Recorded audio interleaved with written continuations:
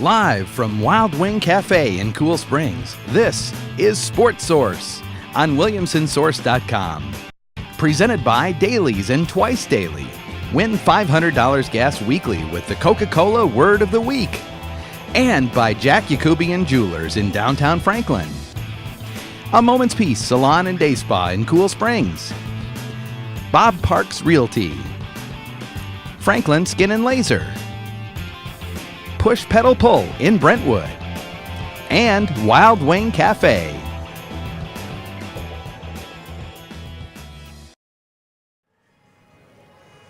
Good afternoon, everybody. I'm Nick Peranchape with Williamson Source. We're coming to you live from Wild Wing Cafe in Cool Springs. You are watching Sports Source right here on WilliamsonSource.com. Thank you so much for joining us. We're very excited to be here. It's our third show of the season, and we got great food and great conversation coming up right here at Wild Wing Cafe. We have longtime sports columnist Joe Biddle in the house. Of course, we're going to break down all the bowl games that were announced last night, including Vanderbilt and the rest of the SEC teams.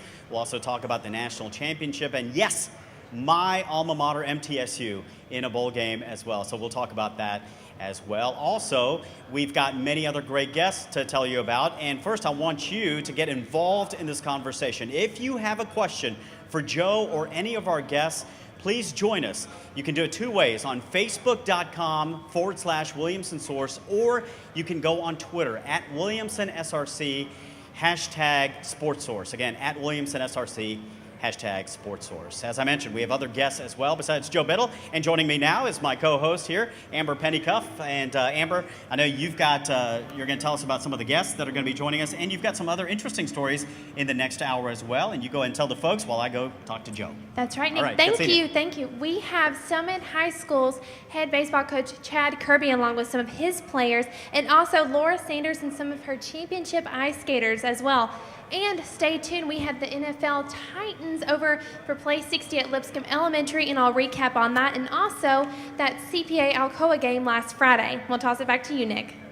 All right, thank you so much, Amber. Yeah, that was a great game, and Amber will touch on CPA Alcoa coming up in just a few moments. Our featured guest today, longtime sports columnist with the Nashville Banner and the Tennessean as well. Now he's got a different new gig. He's working at Channel 2, WKRN, up in Nashville. How about a big round of applause for Joe Biddle, everyone? Good to see you, Joe. So how's this new gig working out for you? You've been writing for the Tennessean and the Banner for so many years, and now you're doing a little TV stuff as well. Well, very little, because they don't let me on there very much. Only after all the women and children have gone to bed, Nick, do I get on. But it's been good. Mainly writing columns for them. I'm doing my Sunday Notes column, which I did for the papers there for 31 years, and people seem to like those. And I love writing for the web because they're not killing any trees.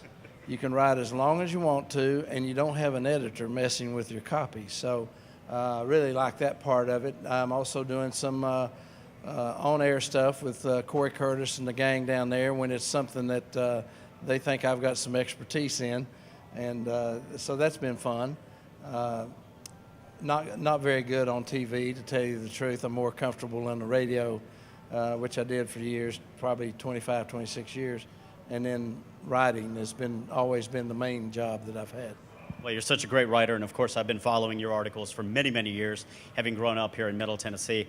Let's break down the big bowl matchups. They all came out last night. Let's start first with the Vanderbilt Commodores. I know, Joe, that they were hoping, James Franklin and the gang were really hoping to get a really good bowl game, third straight bowl season for them, 8-4, maybe go outside of the state for the first time. They're going outside the state, but are they happy with going to Birmingham to play in the Compass Bowl? Well, they say they are, but truthfully, I don't think they could be. And it's a sad thing, because Vanderbilt could win 9 games again for the second straight year, third straight bowl games. It hadn't happened in the history of the over 100 years of football at Vanderbilt. Now, here's the deal. They were passed over by the Liberty Bowl.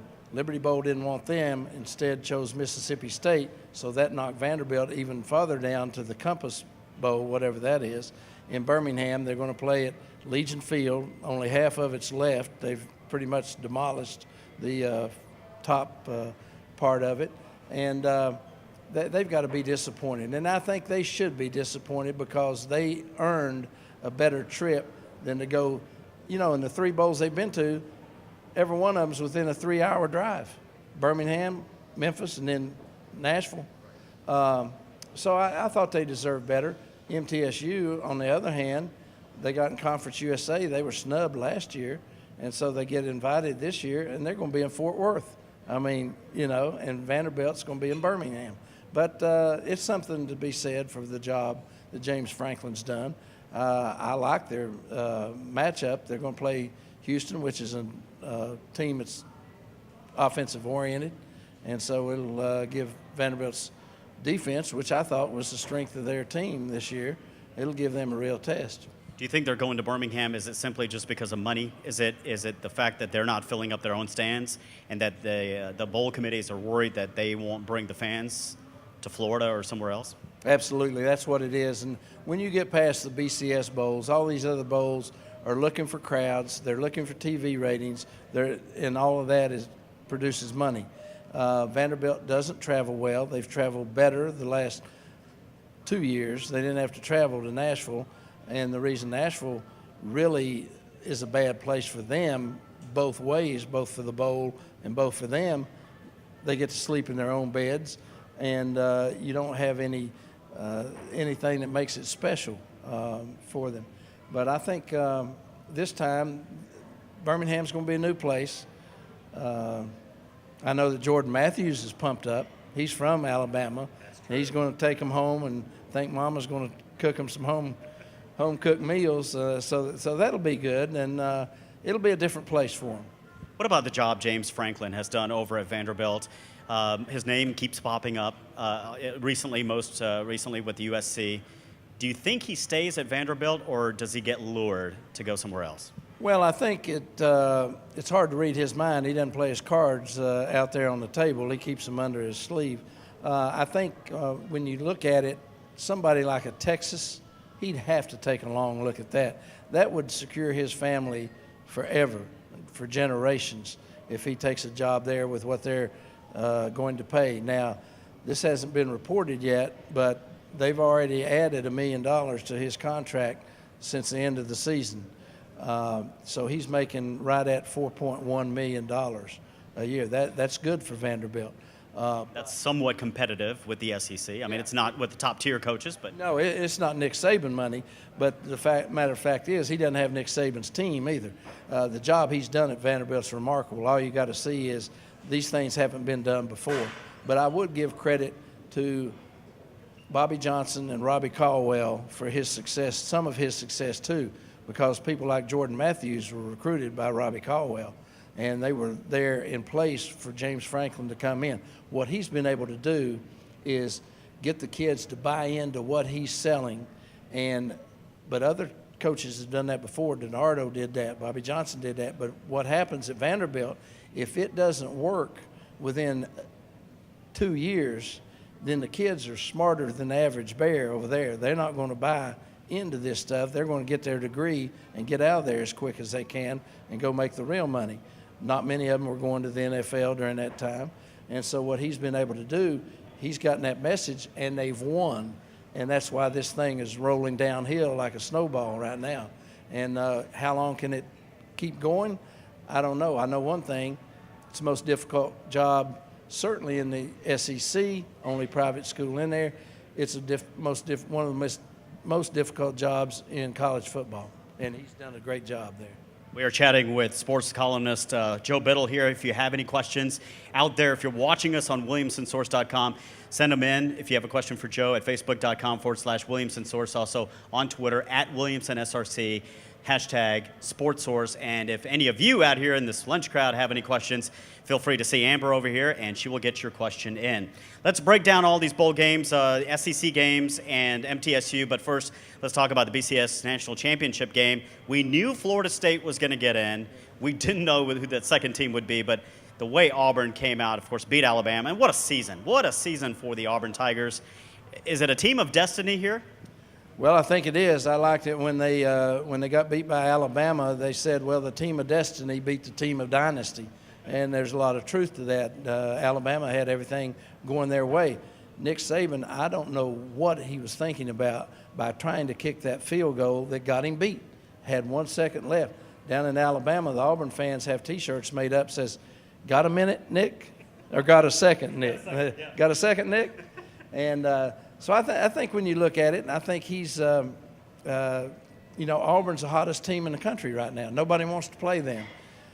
And they've done a great, you talk about a coaching job. They've done a great coaching job down there too. Their offensive system is really tough to put a defensive game plan against them that will work.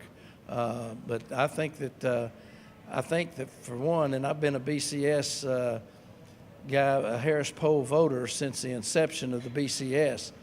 I'm not a big believer in the BCS because I don't trust sports writers, I don't trust coaches, and I don't trust computers. And that's who determines who goes the best two teams in the country. Sometimes it's worked out well. Sometimes 2004 you had an undefeated Auburn team staying at home, didn't make the BCS, and Oklahoma goes and they get murdered by Southern Cal. Don't tell me that Tommy Tuberville team couldn't have at least hung in there better than Oklahoma did. So I thought it had its faults, but it worked out as well as it could this year. I have no complaints with it this year, and it's great because it's the final year of it, and now we're going to have a 14 playoff. That means 3 more games we get to see. It's going to be a lot of fun for sure. Let's go. Well, who are you picking, by the way? I'm going to put you on the spot on all of these. Florida State or Auburn? I'm going to take the hot team. I'm going to take Auburn in this game. Hopefully they can get some offense out. Got a local kid playing in this same for Florida State, Jalen Ramsey, played at Brentwood Academy, and he started from day one as a freshman this year and has been a wonderful player in their secondary. I think it'll be a close game. I think it'll be high scoring, and we'll see who wins it. I'm excited to see it. Should be a good one, certainly entertaining. Let's go to the Sugar Bowl, New Orleans. It's going to be January 2nd. Everybody really wanted to see Alabama play Oregon, but Oregon kind of got snubbed in this. They put Oklahoma in there. So Oklahoma takes on Alabama. Yeah, see, Oregon fell off the map. I mean, their whole program kind of fell off. Marcus Mariota was a leading candidate for the Heisman. Now you don't even find him on the list anymore.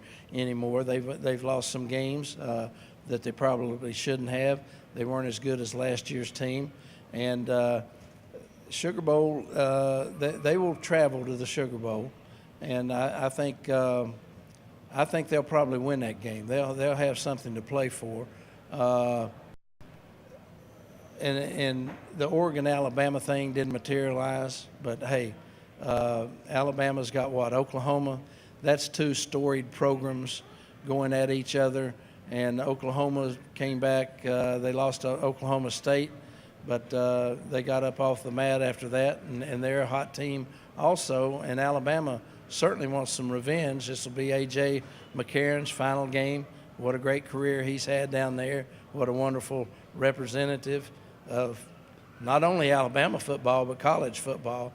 So these are the games I want to see. If I had made my pick, I would rather put Alabama and Oregon together, but it didn't work out. And so we'll have to watch what we have to watch. You know, there's 35 bowl games this year. That's down 2 from last year. And they got 9 teams sitting home bowl eligible. So Middle Tennessee felt that last year. That's right, absolutely. Let's stay right here at home in Nashville, the Music City Bowl. A lot of people are saying that Ole Miss at 7-5 and Georgia Tech at 7-5 could be the best non-BCS bowl game out there. Yeah, I think it's a good one. Scott Ramsey was looking for a good, for some different blood in there, and I think he's doing that with Georgia Tech. Never been to this bowl. People from Atlanta will travel in the surrounding environs. They will travel here. Got a lot of Georgia Tech fans in town, so I think they'll travel well. I think that Ole Miss is a team of the future. Hugh Freeze has done a great job there. He's going to continue to upgrade that program. He's a great recruiter, and he's made his mark. People are sitting up and taking notice of his recruiting success because that's where you, and James Franklin as well, that's where you make your team. You got to get the players. Coaches can do so much, but players make coaches. All right, well, let's speed it up here a little bit. Let's go Outback Bowl. We got LSU at 9-3, taking on Iowa at 8-4. Who do you like at this one? Well, that's a ground game. It's going to be with LSU losing their quarterback Mettenberger. I think Iowa's got a good chance to win this game. I don't think LSU's got much emphasis, desire to be there. We'll wait and see how that plays out. But they were disappointed in their season. Their defense was great. Offense was inconsistent.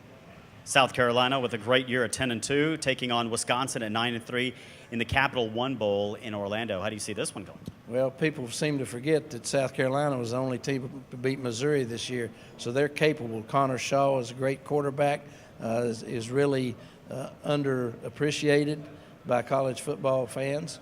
I think ball coach will have some new plays up his sleeve, and I think South Carolina wins that game. All right.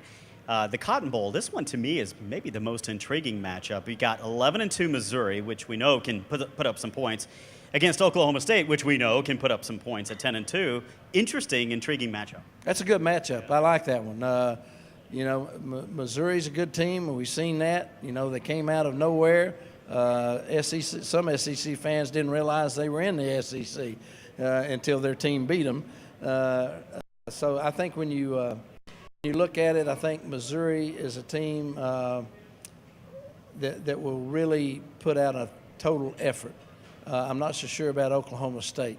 They look good during the season. They've got plenty of talent. Mike Gundy is a man. We've heard that before. So he won't let those guys rest. I think that's an even match going into it. Heading down I-40 West, the Liberty Bowl down in Memphis, 6-6 Mississippi State, just squeezing in their big win over Ole Miss in the Egg Bowl, becoming bowl eligible. Taking on Rice, 10-3. I honestly don't know a lot about Rice. Well, as Watson Brown, who coached at Rice and was their AD, once told me, he said, Joe, it only takes 2 minutes to cook rice. And he was coaching their team at that point.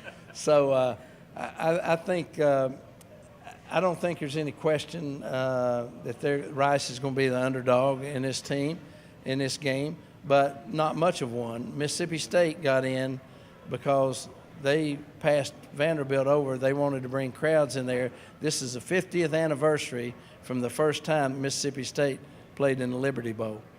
Yeah, and so that's going to be nostalgic, I think, for their fans, and I think they will travel well. There's no question about that. Some people say, well, I'd travel well if I lived in Starkville myself. So I'm just making the joke of that. Starkville is an underappreciated town. I've been to Starkville a few times. Chick-fil-A Bowl in Atlanta, Georgia. Texas A&M at 8-4 taking on Duke. David Cutcliffe led team there, 10-3. Little surprised, a little disappointed in Texas A&M. I thought they would have a better year. They didn't have the pieces around Johnny Football that they've had before. Now his stats are better than they were last year, but he was the only thing that was keeping that team up. Him and the wide receiver Evans is an All-American player, but that was about all they had. And they lost 3 games, and I think that they'll come in here on a mission. I think they'll win the game, and I think this will be the last we'll see of him, even though he was a redshirt sophomore. He's been in college 3 years. He will go to the NFL. Be interesting to see what kind of player he is at that next level. It should be interesting. And we got a couple more here. The Gator Bowl in Jacksonville, Florida. Georgia at 8-4 taking on Nebraska at 8-4. Well, Georgia is 8-4 because they had a lot of injuries. They were decimated with injuries, lost their best running back, lost a quarterback now. So I don't think they're going to win this game, but they were a much better team if they could have stayed healthy. They lost to Vanderbilt. I don't think they would have if they'd had their running back. But I just don't see any way they're going to win this bowl game. And finally, we got to mention the MTSU Blue Raiders. Why? Because, yes, it's my alma mater. That's why. But, no, they're local here. 8-4, great season for Coach Rick Stockstill, leading the Blue Raiders to a 4th bowl bid in his 8 seasons at MTSU. They're taking on Navy at 7-4. Absolutely. Stock's done a great job over there. Should have gone to a bowl last year, but they were in the wrong conference. I think that's what killed that deal. But I think he's got that program up. I like Logan Kilgore, their quarterback. He's had a checkered career trying to solidify his position as a starting quarterback. He's done that. They've done well. I think they win this game, and I think they'll make people happy in Fort Worth. Go Blue Raiders. We're talking with Joe Biddle, longtime sports columnist. We're going to take a quick break right now. Coming up, we're going to continue our conversation with Joe. We're going to talk about the Tennessee Volunteers and the job Coach Butch Jones has done, especially on the recruiting road. And we're also going to talk about some big changes coming to the Tennessee Titans, potentially. All that coming up in just a few moments. But right now, let's go down to the floor. Amber Pennycuff is standing by with a special guest. Amber. That's right, Nick. Thank you so much. And we are here with Sean from Wild Wing Cafe, voted best wings in Williamson County. Tell us a little bit about this wing bar here. We have wing bar from 11:30 to 2, Monday through Friday. We have 4 flavors of wings and 2 flavors of nuggets. Fries are always on the bar, and we either do pasta salad or soup when it's cold out. Talk about that 30-minute lunch special that you all have as well. We have a limited menu. It's 30-minute lunch or less, so you get quick. If you have a 30-minute break, get in and get out. It's guaranteed 30 minutes.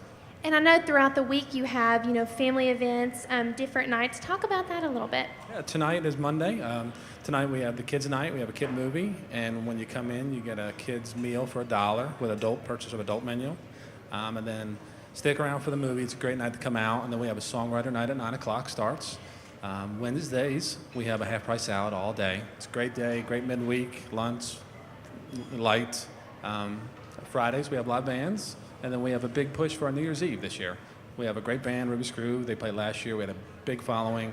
We are selling tables and selling bar stools, reserving, and they're going fast. And talk about those kinds of events like New Year's Eve that you have going on at Wild Wing Cafe. They're great. The great venue. I mean, it's a great venue. We have great music. We have a great sound system. We have a lot of people coming from the area, even from the outside the area. We have Ohio. A lot of people from Alabama come up here and hang out. We have a big patio, so there's lots of things to do. Well, thank you so much, and we definitely enjoy being here every week, and we'll toss it back to you, Nick. Awesome wings indeed. How are the wings, guys, out here? Awesome, right? There's the all-you-can-eat wing bar there. Thank you, guys. You guys have been tremendous hosts for us, and we really appreciate it. By the way, this gift bag, we're giving away 2 Wild Wing Cafe gift bags, but you got to be here to win them. And we're going to draw a name, here very shortly, and you can win what's in this gift bag. Joe, you don't know what's in here, do you? No. Surprise. Surprise. Hey, Wild Wing Cafe is a great sponsor, but we have other sponsors we want to thank as well. Let's take a look. Live from Wild Wing Cafe in Cool Springs, this is Sports Source on WilliamsonSource.com. Presented by Dailies and Twice Daily. Win $500 gas weekly with the Coca-Cola Word of the Week. And by Jack Yakubian Jewelers in downtown Franklin. A Moment's Peace Salon and Day Spa in Cool Springs. Bob Parks Realty. Franklin Skin and Laser. Push Pedal Pull in Brentwood. And Wild Wing Cafe.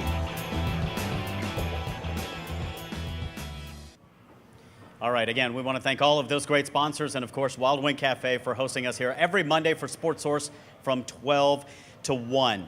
Well, we are continuing our conversation right now with longtime sports columnist Joe Biddle, who writes now for WKRN Channel 2 in Nashville. It's called Biddle's Beat. You can check that out on WKRN.com. I want to mention the Tennessee Volunteers a little bit. We went through all the bowl games. Hopefully next year they will be in one of these bowl games. They certainly seem to be on the right track, although they finished with the same record as last season at 5-7. But boy, away from the field, first-year head coach Butch Jones has done an absolutely tremendous job landing some big-time recruits. In fact, ranked number 2 in recruiting right behind Alabama. Yeah, there's no question. Butch, he's talking about building it brick by brick, and that's the right approach. Tennessee fans usually are not very patient with their coaches. They better be patient with this one because I think they've hit on the right one finally after 2 duds came in there. And so I think when you look at Butch, he's a master.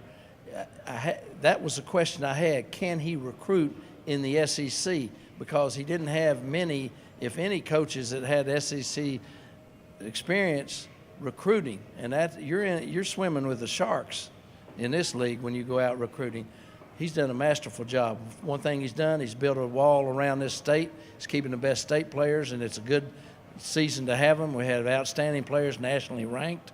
Usually the numbers aren't that good in the state of Tennessee, mainly because we don't have the emphasis on football that other states put on high school football here, and we don't have the population.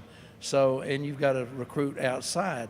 But when you get kids like Josh Malone, the number 2 wide receiver in the country from Station Camp, that's a get. Jalen Hurd, I saw him play in high school at Beach. He's going to be a big-time player. They got Bill Bates' son. Bill Bates was a great defensive back up there until Herschel Walker ran up his chest one time going in the end zone. But he's a big-time prospect. You've got Eric Berry's. You got his 2 brothers coming in here, and they're widely recruited in Georgia. And so I think the future is bright. He's going to have to find ways to juggle the numbers because he's already gotten these, at least the, I guess, verbal commitments from these guys, and a lot of them are going to enroll in December. Can they win 7 games next year, 8 games? I think people see what Gus Malzahn has done at Auburn, completely turning around that team. People are wanting that in Knoxville. Can that happen at Rocky Top? I don't think so next year. They have to replace the majority, if not all, of their offensive and defensive lines, Nick. And where do you win games in the SEC? Win it in the trenches. And so he's got to get guys to come in there and play as freshmen. Maybe he's got some that are left over that can play, but they've got a lot of rebuilding to do, and they've got to these young guys, no wonder they're excited about coming in because they know if they're any good at all, they're going to play, and they'll play early. We're chatting with Joe Biddle. If you have a question out there in the audience, come on up here and feel free to ask Joe any questions about your favorite college or professional team. Also, if you're out there in the social media world as well, you can contact us, facebook.com/WilliamsonSource. We're also on Twitter @WilliamsonSRC, @WilliamsonSRC, #SportsSource. Let's talk about the Tennessee Titans a little bit. Boy, they just show glimpses of brilliance, but it is certainly not showing up in the win column. A lot of things coming out from NFL.com saying that Munchak pretty much coaching for his job, which likely he will not keep. They're going to cut Chris Johnson at the end of the year, and they're not going to pick up the option for Jake Locker's contract in 2015, which means they're in the market for a new quarterback. What are your thoughts on all of that? Well, I think they've got to do what they've got to do. This team has been like Chinese water torture, one drip at a time, and then you'll get a break, and then it comes back. They've lost a lot of games they should have won, but shoulda, coulda doesn't count in the NFL. I really like Mike Munchak, the person. He's solid as they come. I'm not sure that he's not one of those people that will make a good position coach but a lousy head coach, and I think he might fit into that category. I don't think he'll be back next year, but then again, they've had so much upheaval in the front office with Bud Adams dying that they put Tommy Smith in there. Now, Tommy Smith is not known to many Nashvillians. He came here when the team moved from Houston. He didn't like it in Nashville, and he moved back to Houston and got out of having anything to do with the Titans. I don't think he's equipped to go out and hire a new coach without some help from some people who are more knowledgeable than he is. I don't know if he's got the nerve to pull the plug on Munchak, because Munchak's been a lifelong Oiler, Titan, Hall of Famer, nice guy. You pull for him to win. They tease you, they torture you, but they aren't winning. And the best they can do if they win the next 3 is 8-8. Now, Jeff Fisher had a bundle of 8-8s.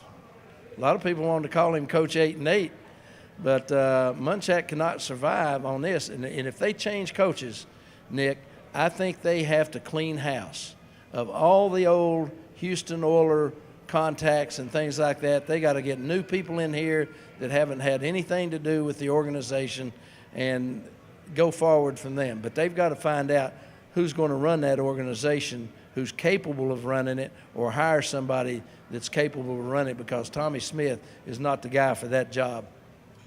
Do they make any personnel changes, I should say, in the middle of the season? or wait till the end of the season? No, the die is cast. You know what's going to happen. They got to let them play it out. It's not fair to cut somebody at this time, even though the Houston Texans didn't bother to wait on Gary Kubiak. But I think when you look at the Titans, they will do it in the way it should be done. They will give Mike until the end of the year, evaluate him then, and then I don't think he passes muster on evaluation. Well, let's get some questions now from the audience. I know we got a few people, and Amber, I know you yourself have a question for Joe. Go ahead. I do. Well, we have one from Twitter from Franklin Fly. Is the Titans' next head coach already on staff? Hint, hint, Greg Williams. I don't think so. Like I said before, I think they need to clean house. Now, if Greg Williams gets another job as a head coach, I think he'll take it. No question about that. He's been one, didn't succeed there. Great defensive coordinator, learned his lesson in New Orleans, had to sit out a year, and so I think he'll be good for somebody. I'm not sure that he'll be head coaching material for the Titans. All right, you got anything else, Amber? I have a personal question. Being a Tennessee alum, I have a question about Peyton Manning. They say that he's not the same quarterback in the cold, but he came out with the "you can kind of shove it right up there" comment. And what do you think about that? Is he the same quarterback in the cold? And plus, if he wins a Super Bowl this year, do you think he might retire on a good note? Well, that last one's a great question. I think he's got probably 3 to 4 years left in him if he wants to continue doing that. That's a profession that is very, very demanding on a person, and nobody puts more time in than Peyton Manning. Do I think he's different in the cold? I know I'm different in the cold. My car's different in the cold. I think any quarterback's different in the cold, especially when they're extreme conditions. He looked pretty hot to me, though, yesterday, so I wouldn't worry about people what they say about, oh, he can't play in the cold. Well, he not only played, he played very well. Best season he's ever had in the NFL. I mean, just incredible at his age and coming back from this neck surgery, and it's just phenomenal. He's already thrown 45 touchdown passes. Most of them won't throw that in a career. This is that season. Incredible. You got somebody else there, Amber? I do. We're going to head back to the SEC for a moment, and Joey has a question for you, Joe. Yes. Who do you think is going to win the national championship and why? War Eagle. Is that the answer you were looking for? Yes. Exactly. Why? I think they're the hottest team in the country right now. I think they're playing their best football now. That's when you're supposed to be playing it. They didn't let down after beating Alabama, and you know how big a game that was. Everybody's still patting them on the back, telling them they're the greatest thing since pure gold, and they got over that. And they went in there and took care of business. I think they'll take care of business in the championship game. Thank you. Real, yes. I must remind you there are a lot of I Beat Biddle bumper stickers still in circulation around here, so take what I say with a grain of salt. Real quickly, right here, let's take a quick poll in the audience. Who thinks Florida State's going to win? Clap. Wow. Okay, who thinks Auburn's going to win? Okay, all right. We have a lot of Auburn fans here, and I guess they believe Auburn will win. Before we let you go, one more question about the Titans. The talk is that Jake Locker won't maybe be the future of the Tennessee Titans, and a lot of talk about Jay Cutler, former Vandy standout, maybe coming back here and wanting to be in Tennessee wearing a Titans uniform. Your thoughts on that? Well, that's a possibility, I guess. First, they've got to do something with Locker, make a decision on that. Ironclad, he's like Munchak. You love the guy. He's a gym rat. He works harder than anybody on the team. He just can't stay on the field, and you can't have a quarterback that's supposed to be an elite quarterback doing that. Do I think Jay Cutler's the answer here? He's had a lot of injury problems the last 2 years. And you talk about playing in the cold. You play in Chicago, now that's some serious cold right there. I don't know if Jay's the answer. I don't know who's the answer. There's not many really, really good quarterbacks out there that you can get right now without busting the bank. And I don't think the Titans, their past history has been not to do that. Should be interesting to see what happens with the Tennessee Titans in the next few weeks. Joe Biddle, thank you so much for being here. We appreciate it. How about a big round of applause for Joe Biddle, everyone? Thank you. You can catch him on WKRN.com. Biddle's Beat is where you can check him out. Thanks so much. We'll have you back on the show next year, okay? All right. Well, right now, of course, let's go back to Amber because it was an incredible high school football weekend, the Class 3A state championship with the team that we have been covering all season long, CPA, taking on Alcoa. And Amber has more on the coverage on this big game. Amber. That's right, Nick. They took a 25-7 loss, but not without a fight. Let's take a look at that recap of the game on Friday night. The 3A TSSAA 2013 state championship game will be one to remember. The matchup had almost an hour and a half delay to kick off the game due to weather conditions. The Lions made their way to Tucker Stadium at Tennessee Tech University in Cookeville to fall to a 25-7 defeat from the Alcoa Tornadoes. The Alcoa defense was a tough one to crack, and the wet conditions ensured many dropped passes for the Lions throughout the game. CPA's Chance Meyer brought in the Lions' solo touchdown of the game, and Jaquez Tyson had 3 touchdowns on the board for Alcoa, handing the other TD to quarterback Peyton Wall. Head coach Ingle Martin now finishes off 39-4 with the Lions and completes the season 14-0. The Williamson Source will keep you updated on CPA throughout the offseason. Follow us on Twitter at WilliamsonSRC for all of your latest sports information in Williamson County. For the Williamson Source, Amber Panika.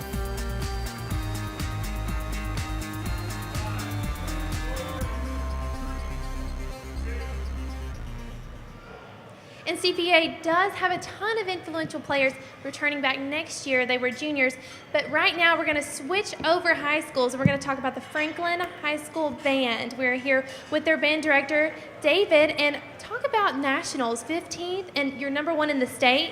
This is the second year in a row that we've won the state championship for high school marching band in Tennessee. So we're really excited about that. And then 3 years ago, we started competing in the national competition. It's called the Bands of America Grand National Championship. It's in Indianapolis. It's at Lucas Oil Stadium. And we competed against 90 other bands this year, and we were 15th overall. So we're really excited about the progress the band has made. 2 years ago, we were 44th. Last year, we were 24th. And this year, we're 15th. So we're climbing the ladder pretty quickly on how we're doing every year. So we're excited. That is awesome. And talk about how you got involved with the band. Did you do band yourself throughout high school and middle school? Yeah, I went to Hickman County High School just down the road, a little small town. Then I went to MTSU for my undergrad. And, you know, high school band is it's a great organization to be a part of. I wanted to play football in 7th grade, and my dad wouldn't let me. So my life sort of changed gears at that point. But much of what I do is very much like what a coach does. I have to organize people. I have to motivate students. And it's something I really enjoy being a part of. That's great. And thank you so much for being here today. And we're so proud to have Williamson County represented like that, nationally. That is just awesome. But thank you for being here with us today. And we'll toss it back to you, Nick. All right, David, thank you so much for being here. How about a big round of applause for David, the Franklin High School band director there. Fantastic job that they have done for sure. Our next guest, he's the athletic director and head baseball coach of Summit High School down in Spring Hill. How about a big round of applause for Chad Kirby, everybody? Chad, thanks so much for joining here. Everybody's thinking, what the heck are you doing talking about baseball when it's like 30 degrees outside? But a lot of exciting things happening for you guys. And, of course, baseball isn't just a spring sport. You guys are working pretty hard in the fall as well, pretty much all year round. Yeah, we do. We're basically the same as every other high school in the mid-state. The TSSAA puts some restrictions on us, what we can do with a bat and a ball and that sort of thing. But for the most part, every day we're lifting and conditioning our arms and just trying to get better each day. Well, Summit High School, of course, a relatively new high school. This is your 3rd year, and you kind of feel like, okay, now you finally kind of established the groundwork for this program, and now you've kind of got the players groomed to kind of get your philosophy, kind of buy into your philosophy. It probably makes a huge difference going into your 3rd year as opposed to your very first year. Yeah, it's been a process. The process is the big buzzword now, I guess, for everybody. But, when you're starting something and from absolute zero, It's been a challenge, but we're excited. We have 3 seniors on the team this year, and they actually came with us today. But I never knew how much I missed juniors and seniors until I didn't have them. So we're very excited right now. Yeah, and you guys are changing districts as well, and you're going into from 2A to 3A, which is going to be huge. Yeah, the first 2 years we've played varsity in every sport since day one. This year we're moving from let's see, we were in 12 AA. Now we're going to be in 11 AAA, which is the Williamson County district. It's all the large Williamson County schools plus Dixon County. So it's that in itself is another challenge for us this year. Yeah, how do you tell the guys about what to expect in as you step up in competition? Well, the thing about it is they're still high school players. I mean, we tried to do a good job of scheduling those first 2 years where we would play Centennial, we played Franklin. In the summers, we would play Ravenwoods, the Columbia's, the traditionally bigger schools, the AAA schools. So we kind of know what we're getting into. But again, it's still 60 feet 6 inches regardless of the division we're playing in.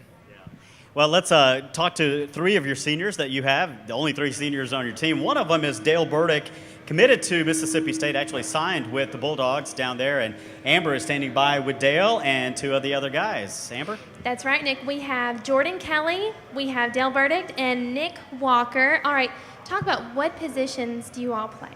I play third base plus outfield. I'll be the shortstop. I play a little first and third. And so you were telling me that you guys are basically the only 3 seniors on the team. How does that feel to have that type of leadership going into this year? It feels good, because us 3 together, we've been playing baseball since freshman year, and we've been just doing our own thing and trying to get the team going and do things our way, and also with Coach Kirby and stuff like that. And future plans. Let's talk about that for a second. I'm going to try to take baseball to the next level, so we'll see how that goes this year. So, well, I committed to Mississippi State, so looking forward to that. But, ultimate goal is the Major League draft, so if that's still intact, then I'm more than likely to accomplish that. My future goal is I'm actually talking to Franklin College. I've been verbally committed to them, and hopefully by the next couple months I'm going to learn more about them and start officially signing and participating and becoming a Grizzly at Franklin College. Thanks, guys, and we'll toss it back up to you, Nick. All right, Amber, thank you so much, and good luck to those guys. And I guess you're going to really rely pretty heavily on these 3 through the season. Oh, yeah, we've done it. The past 2 years, they've been our leaders. They were our leaders as sophomores, then last year as juniors, and now they finally get their chance where everyone looks at them as a leader being seniors, because most people say these seniors are going to be my leaders, and those 3 guys, I like the position we're in right now with those 3 guys. I know you coached at Ravenwood, very successful there at 4 years at Ravenwood High School. What is it like to go from a very established program to starting from scratch, as you mentioned before?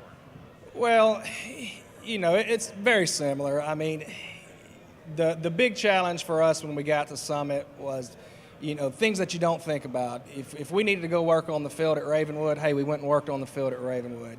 That first time we went to work on the field at Summit, it was, well, we got to go buy something to work with. We didn't even have a rake. We didn't have anything. So those little things like that's been the biggest challenge. But, high school kids are high school kids. They're fun to work with.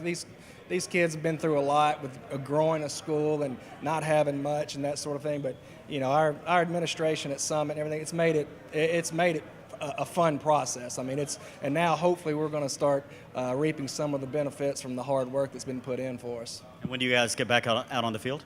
Open facilities start January 1st. We're out of school until the 7th, so we'll start January 7th with our open facilities. And then I think it's February 10th when official practice starts. Okay. The first game? March 10th. It'll be here before we know it, that's for sure. As I mentioned before, you're not only the head baseball coach, you're also the athletic director at Summit High School. I know you guys are looking for a new head football coach. How is that process going? It's going as about as smooth as a coaching hire can go. I mean, we've had over 150 applicants. We've started the interview process. We've got a few more that we're going to interview, and we're hoping to get a hire in here in the next few weeks is our goal. So have somebody in place for January when the kids come back to school. That way the new football coach can get them in the weight room, get his philosophies and his program put to place. So we're looking to be successful come next August. All right, Chad Kirby is the head baseball coach over at Summit High School in Spring Hill, also the athletic director. Thank you so much for joining us, Chad. We appreciate it. How about a big round of applause for Chad and the players? Thank you so much. By the way, you had some of the wings. Pretty good, huh? They were good. Yeah. Okay, I saw you scarfing them down over there. We have a winner of our. You can just hang out here with me. Go ahead, just hang out. You can You can hold this bag. You can be my Vanna White. All right, this is a gift bag, a Wild Wing Cafe gift bag that we are giving away. You got to be here. Hopefully, all of you in the audience have put in your name. We're giving away 2 bags. We have a winner for the first one, and the winner is Francis Cochran. Francis Cochran, you have won this gift bag. You can come on up here with Amber and pick it up. Congratulations, and we'll give away another gift bag coming up in just a few minutes. Right now, we want to thank all of our great sponsors in making Sports Source happen every Monday. Take a look. Live from Wild Wing Cafe in Cool Springs, this is Sports Source on WilliamsonSource.com. Presented by Dailies and Twice Daily. Win $500 gas weekly with the Coca-Cola Word of the Week. And by Jack Yakubian Jewelers in downtown Franklin. A Moment's Peace Salon and Day Spa in Cool Springs. Bob Parks Realty. Franklin Skin and Laser. Push Pedal Pull in Brentwood. And Wild Wing Cafe.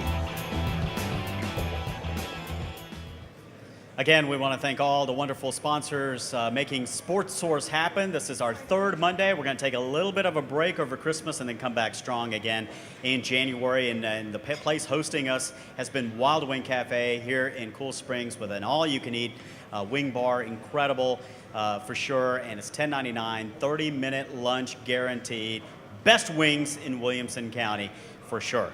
Now, let's go over back to the floor to Amber Pennycuff, who Amber had some special time with some big-name Tennessee Titans earlier this week at a local elementary school. Amber? I did. What an awesome experience, not only for those kids, but the Titans players. Kind of got a chance at being a kid again. I got to talk to Nate Washington and Ryan Fitzpatrick, a couple of those players, so we'll check those out.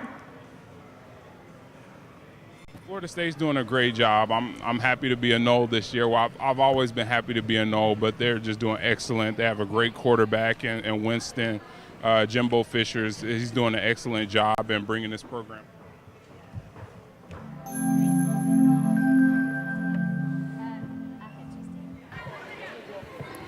Students of Lipscomb Elementary filled the gymnasium for more than just an ordinary assembly today.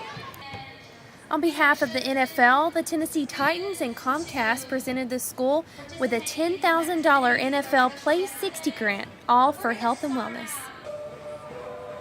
Players and cheerleaders were there in celebration and also to teach the kids a thing or two about having fun and getting fit. The NFL Play 60 Super School contest selected one school in each of the 32 NFL markets. Winning schools were granted a $10,000 Play 60 grant and a lifetime of memories with the NFL players.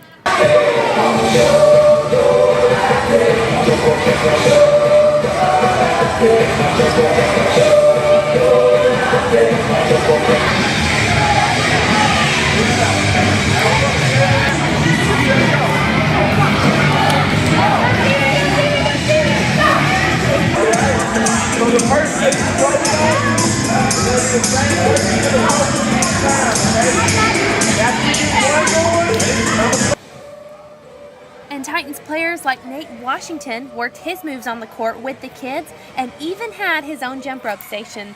Although in the league 9 years, Washington says this was a new experience for him.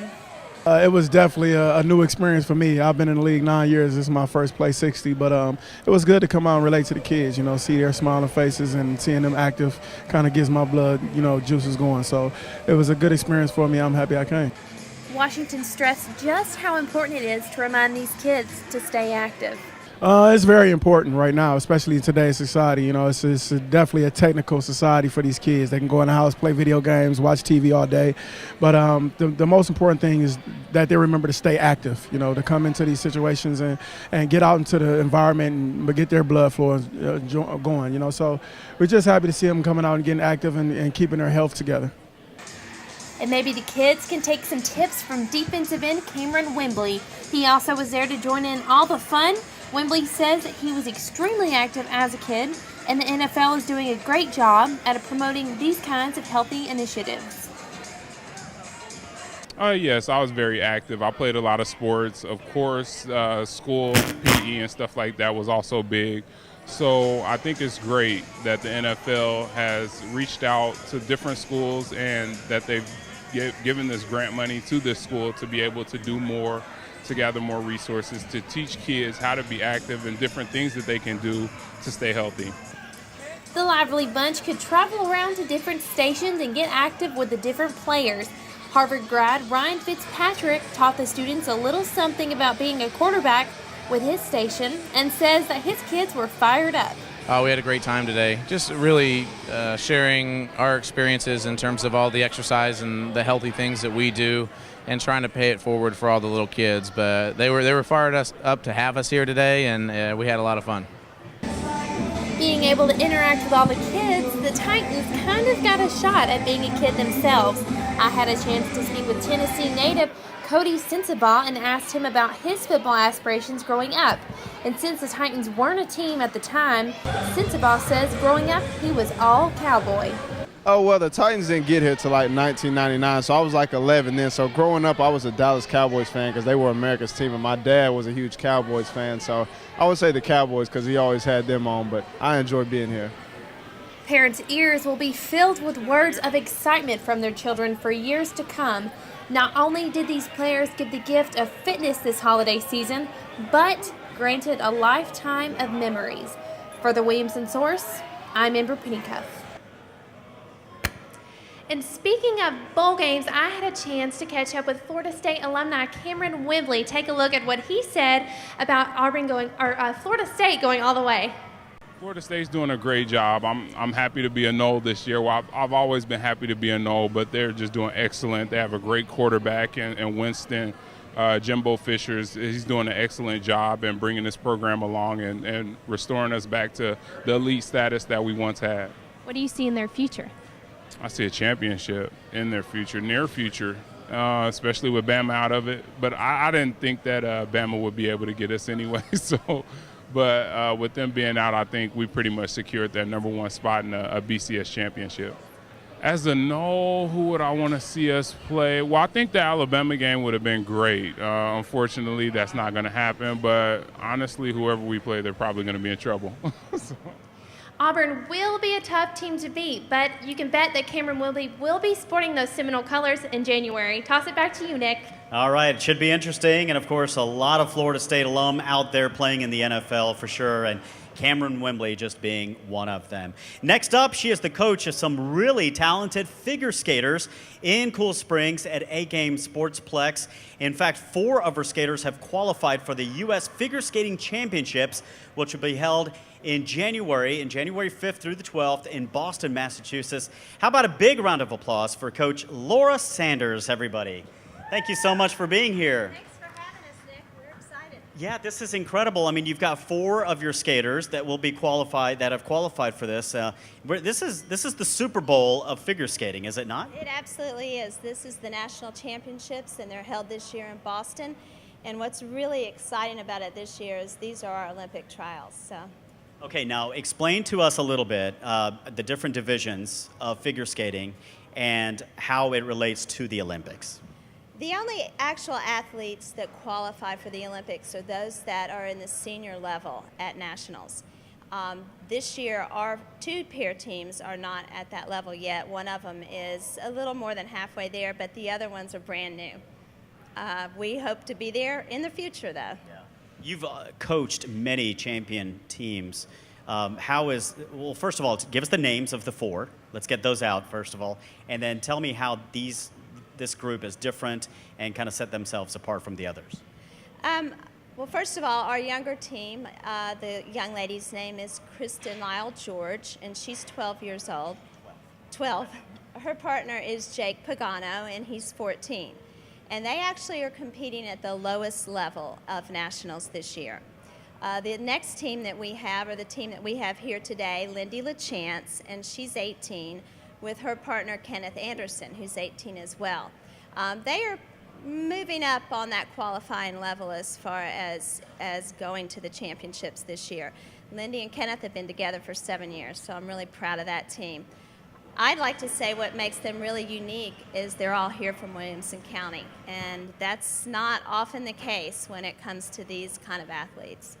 How, when you say 12 years old and they're already at this level, what age do they start? And I mean, it's got to be so competitive so early.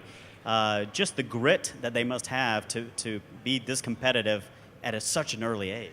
Well, and they usually start much younger than this as single skaters, but what we have here are two paired teams that have qualified. And so what they're doing takes a lot more maturity, not just physically, but as far as artistry as well. And so yes, 12, 14, that's young, and actually, to be quite honest with you, 18 is young for a pair team too. So we have a lot of growth and future. Do you get a lot of burnout? Do you get skaters saying this is, because how much do you train? You guys must train a lot. They train 5 days a week, and they're on the ice at 5:30 every morning and back in after school. These kids don't burn out. They work so hard. They love what they're doing. They're in school full time, and they're great athletes and just great kids in general. That's incredible. Well, let's talk to Lindy and Kenneth right now. Two of the skaters. This is the pair that will be qualifying for the U.S. Figure Skating Championships, the novice group. Amber? Yes, I'm here with Kenneth and Lindy. And how did you guys even get into this? This is such an awesome kind of sport to play out. Well, I started because when I was really little. I started skating when I was 3 because my mom used to skate. So that's how I sort of got into it. My brother skated before me, and I saw him skate. I thought I wanted to do that, so I started around 3 as well. And talk about the mental and physical preparation that this sport takes. Well, it takes a lot of practice. We train about 20 hours a week, and we have on-ice and off-ice classes every single day. We work out separately on the weekends, along with all of our classes at the rink. And as far as mental preparation goes, I mean, every day is a mental day. You're constantly visualizing your jumps and spins on the ice because it all has to start up here. Pretty much the same. I'm more calm and collected. Typically don't go through as much visually in my mind, but same with the training. That's awesome. And I think that they're going to do a lift for us right quick. Is that right? Okay, let's see it.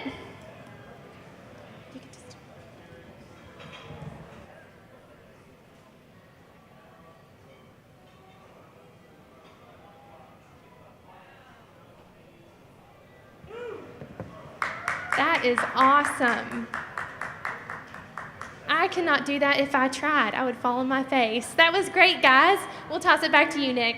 I think the most amazing part of that is how Lindy did not hit her head on the TV up there, right above her. That's what was amazing. No, seriously, that's incredible. And that's without skates. How is it different training to work in pairs as opposed to individual? Well, obviously, physically, both the boy and the girl have to be much more strong in their upper body. So they have to do a lot of off-ice training as well as on the ice. And then they have ballet, ballroom dancing. It's just a whole circle of things that they have to do. It's a lot more intense and takes a lot more hours. If someone out there is watching, or someone in the crowd is listening to us right now and watching us, and they want to get their child involved, what should they do? Who should they contact? How should they contact? They should contact the A-Game Skate Academy here at A-Game in Cool Springs, and that phone number is 778-9825. Okay, head coach Laura Sanders, as 4 of her skaters will be competing, qualifying for the U.S. Figure Skating Championship. It just has a nice ring to it, doesn't it? Yes, it does. And these skaters will be performing this Saturday at 7:30 at A-Game. Fantastic. Okay, 7:30 at A Game, so if you want to check them out. Thank you so much. Good luck to you. Please stay in touch. Let us know how they do, okay? Laura Sanders, thank you so much, and we want to thank Kenneth and Lindy as well. All right, well, that's going to wrap up our show here as Amber joins me back up here. We are finished. We've done 3 weeks right here at Wild Wing Cafe from 12 to 1. You guys have been awesome. We're going to take just a little bit of a Christmas break, right? Just a little bit of one. We'll be back in January, though, with still some awesome guests, great audience, and awesome food. Awesome food indeed, and we're going to tear right into it here in just a few minutes after we sign off with you. We want to thank all of our wonderful sponsors and, of course, Wild Wing Cafe for hosting us. Thank you guys. You guys are fantastic. We appreciate it. We want to thank all of our guests today. Sports columnist Joe Biddle. He had some good things to say. He had some awesome things to say, especially about my Peyton Manning, Tennessee fan. Did you say my Peyton Manning? Peyton. Oh, I didn't know he was yours. Also, we want to thank athletic director and head baseball coach over at Summit High School in Spring Hill, Chad Kirby, and 3 of his great seniors, and head coach Laura Sanders from A Game Sportsplex, figure skating coach there, and 2 of her. That was a great routine. What 2 of her talented skaters. kids. I mean, that was awesome. I would have hit the TV for sure. Oh, I would. Yeah, I was a little worried about that. I saw her go up. So, yeah, the lift. Well, thank you so much for joining us right here on WilliamsonSource.com on SportsSource. For all the wonderful folks here at Wild Wing Cafe and all the great folks behind the scenes making this show possible. For Amber Pennycuff, I'm Nick Perangepe. We'll see you back here in January. See you in January. Thank you for watching Sports Source on WilliamsonSource.com. Live from Wild Wing Cafe in Cool Springs. Presented by Dailies and Twice Daily. Win $500 gas weekly with the Coca-Cola Word of the Week. And by Jack Jacobian Jewelers in downtown Franklin. A Moment's Peace Salon and Day Spa in Cool Springs. Bob Parks Realty. Franklin Skin and Laser. Push Pedal Pull in Brentwood. And Wild Wing Cafe. Sports Source is a production of WilliamsonSource.com, hosted by Nick Perangepe and WilliamsonSource.com sports editor Amber Pennycuff. Follow high school sports action, plus Vandy, Vols, SEC, Titans, Preds, and more every day at WilliamsonSource.com. On Facebook at WilliamsonSource and on Twitter at WilliamsonSRC. Thanks again for watching Sports Source. This is WilliamsonSource.com.